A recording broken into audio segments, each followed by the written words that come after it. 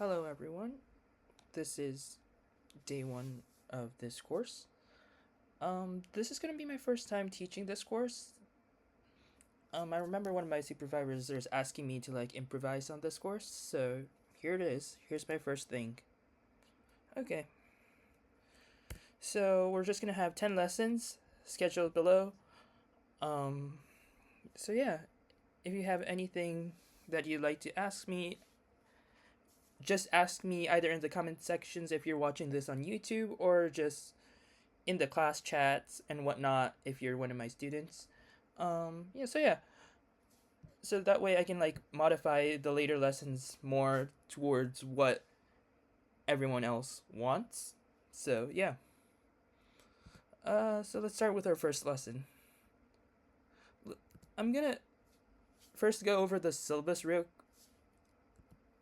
quick, which is that I kind of expect you to have a very basic knowledge of hiragana, and well, you should obviously know English since this video is in English, and well, I really expect the willingness to learn, so for my students to learn.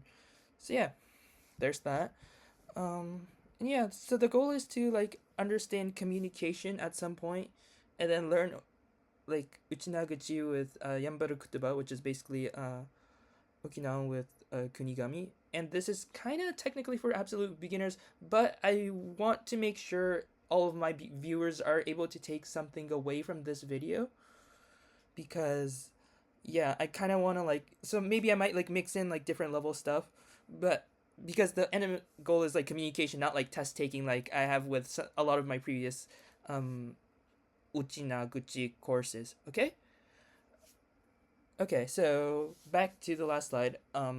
For this section, I haven't prepared too much. So today we're just gonna go with over the underlying structure of kind of a starting to get a basic idea of how sentences in Uchinaguchi works without having to go through the technical grammar uh things too much.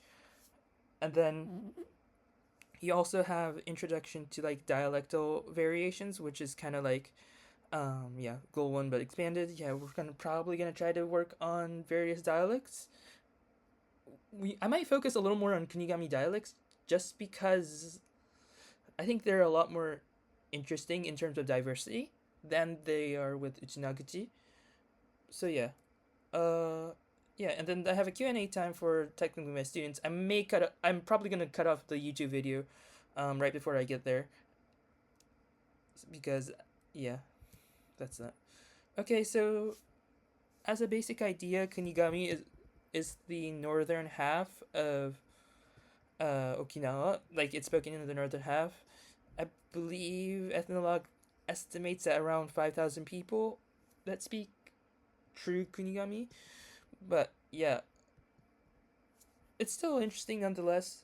Um, yeah, in the northern areas you have Janguri, which just opened the Yambara National Park, which is probably the only place you can see the Yambara Kuina, the Chiraumi Aquarium, and then you have Multiple Port, which you can go to Iejima over here. Oh wait, I don't have my cursor. Well, it's the island technically in the northwest that's kind of long. And then you have Pineapple Park, which is also labeled there. So yeah, that's and because technically the main island of Okinawa kind of has two languages, I feel like it's best to kind of learn both instead of right now. That way, if you ever decide to go on a trip, maybe you might encounter signs in both languages, and maybe it might be helpful, it might not. Who knows? I do know that Japanese is probably the most helpful, but I think knowing the local areas are also nice. Okay, so now we're gonna go over the sentence structure. Basically, for sentence structure, we have the fact that all nouns come before verbs. So in English, you might have I walk to you, for example, or it doesn't matter what sentence it is, but I'm just gonna use I walk to you as an example. Um, the words to you, the you is technically at the end of the sentence, and you have like the verb sandwiched between two nouns. We don't have any of that. We just the all the nouns come first, and then the verbs come at the very end. Okay, that's kind of the idea. And then particles always come after nouns. Particles are, well, if you know Japanese, you probably know what I'm talking about. It's like these like extra things, I guess, that you attach to make the nouns make more sense and like kind of describes the relationship. I guess sort of like cases, if you know languages with cases, you'll see what I mean later. And then you have adjectives. Well, if you know English, you probably already know this, and it's probably straightforward to you. But adjectives always come before the nouns they modify. So yeah, that's about it. I think we'll mostly focus on the first two, just because if you know English, the last one is pretty natural. So okay. So let's say you got a sentence, right? Like A is B, right? Oh, whoops, that was not supposed to do that. Okay. So we have A is B. So like technically, if you like translated it pretty a little more literally, you get something like regarding A is B, and technically, um, you have, so technically in the sentence format, you can see how we have the noun before. Well, technically, this is a copula, but the copula is kind of treated as a verb here. Um, yeah, technical stuff out of the way. So you have like the is part, right? Yeah, uh, I didn't mean to highlight that. Okay, the is part with, which is like informally you'd say yang, but in formally you'd say yai being. Okay, so the ya here, technically you can modify this. This gets modified in a very complex way. We'll not go over that this lesson, however, because I think that's a little too complicated just to cover over one lesson. But the basic idea is that, well, yeah, here is kind of like describing like regarding here. It's like, so you have like topic subject A, and then you have the particle ya, and then you have B, and then you have yang or yai being, right? And then, so yeah, for example, like if you wanted to translate in like the most literal sense, like my name is, well, B. Well, I'm sure you'll probably put in your name and not B, obviously, unless your name is somehow just one letter B, or I don't know, something like that. Anyways, so you have uh yeah, so technically my name is B. You have the same format, like regarding my name. My name is B technically, and then you have wa name ya B yai B, right? So that's basically how that starts. And then this yai bin yang yai bin part, right? This is primarily for the Uchinaguchi, like the southern half. Yeah, the southern half in the Okinawan area. So, um, you might be wondering, you probably saw this couple next slide like a couple times if you were like pausing and like really closely looking at it. But basically, what I'm trying to say is that not every area has like the same way of reading. In many Uchinaguchi places, you have Yaibin, but then um, you might have like Ebin or like Webin, Yebin, which is like like Webin, yeah. So yeah, that's like Motobu, some areas of Nago. Yeah. So you might have like you might have like something changed over here, and then you might have like a glottal stop here, for example, like yay, like, and then yeah, yabin, and then you have yabin or yan yabin, which is like up north, which is actually once again actually more similar to the Chinagachi variation than the areas like in like the center here, like the Nago City Hall area, for example, like which transfers it to the Yebin, right? So, and I'm not like from these areas, so apologies if my intonation is bad, because I do know intonations can vary very heavily depending on like the city and whatnot. So yeah, I'm technically more from the borderline areas. So yeah, that's kind of how of Kunigami and Okinawa. So yeah, that's basically it. Yeah, here's another example. Um, at A, B does C, and then B does C at some time. Whether D C, it's some verb, which is like basically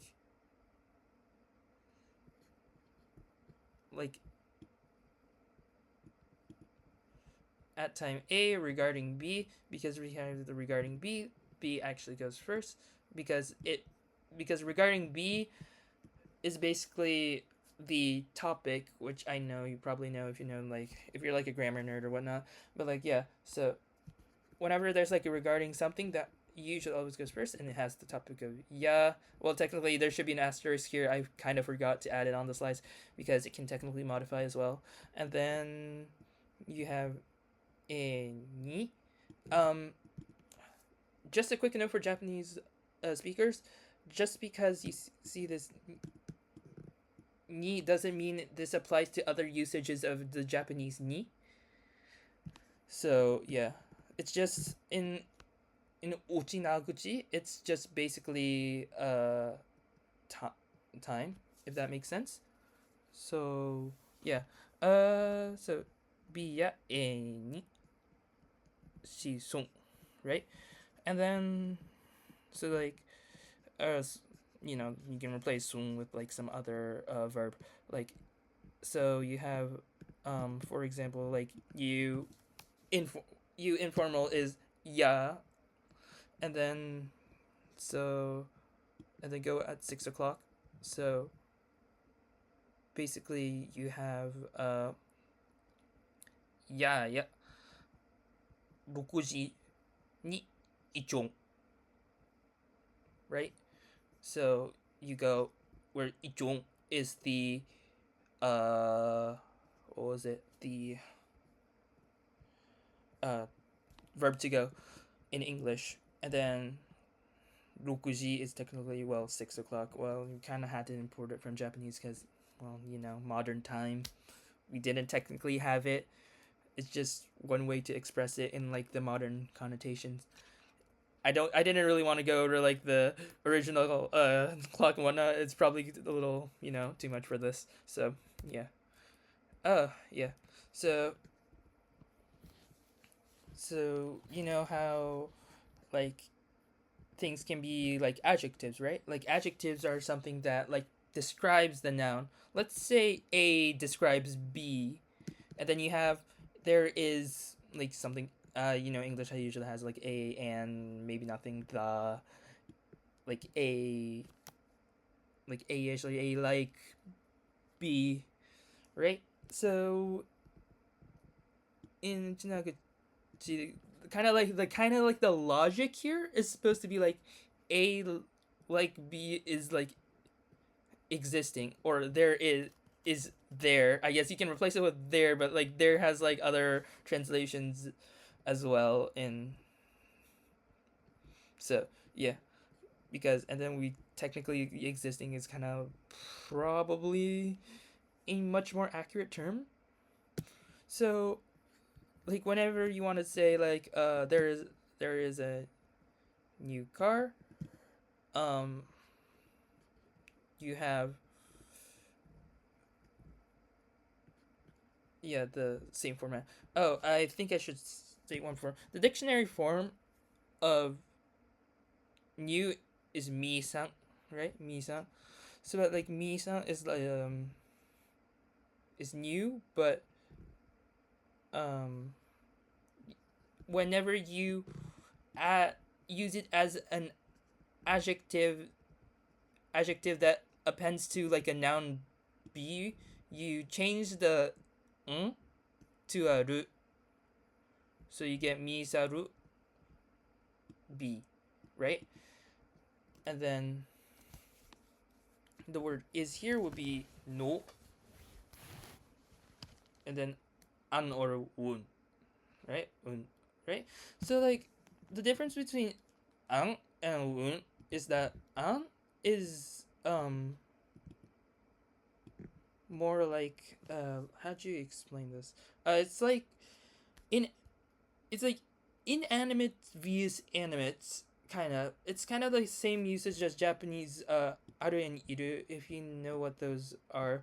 But yeah, but because this car is, whenever we say there is a car like there, it's usually like, I assume it's like more like stationary, like there's a new car there or whatever. So in this case we use ang here instead of ung, right? So you have for like there is a new car, you have misaru kuruma no ang, misaru kuruma no ang, right? So yeah, misaru kuruma no ang, misaru kuruma no ang. So yeah, that's kind of the idea. Yeah.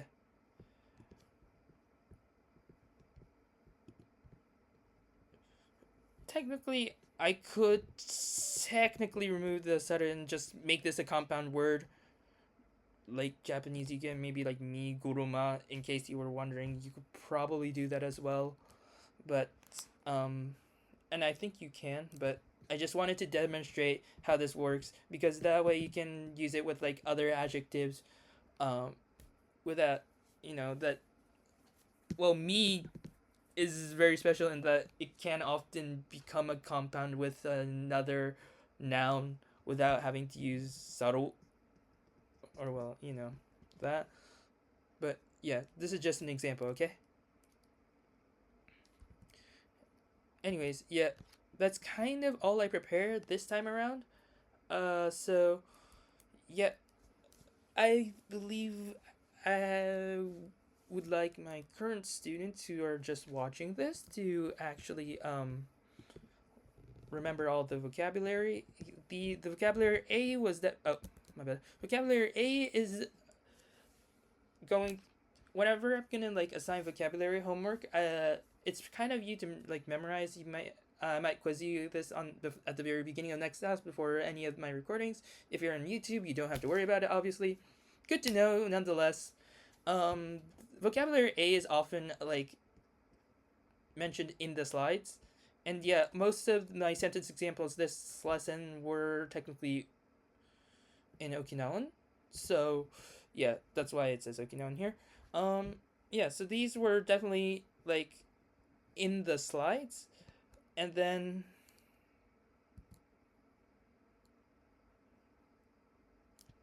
yeah, so that's, and then yeah, here's the hiragana, and then here's if you like convert it into kanji for those who find it easier to learn kanji. Yeah, and then I have vocabulary B, which is technically which were in the slides, but I may quiz you, and so yeah.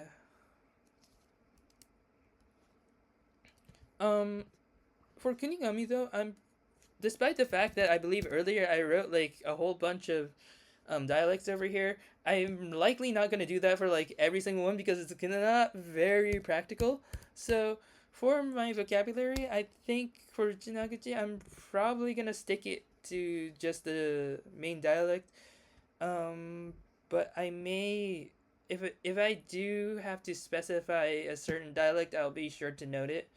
For Yambaro Kotoba, however, I think, or like Kunigami, I think I'm just gonna um, do it like this, where black represents like both or like most areas, and then you have red, which is the Nakijin area, and then the blue, which is in the Ie area, which the red area is Iejima, which is here.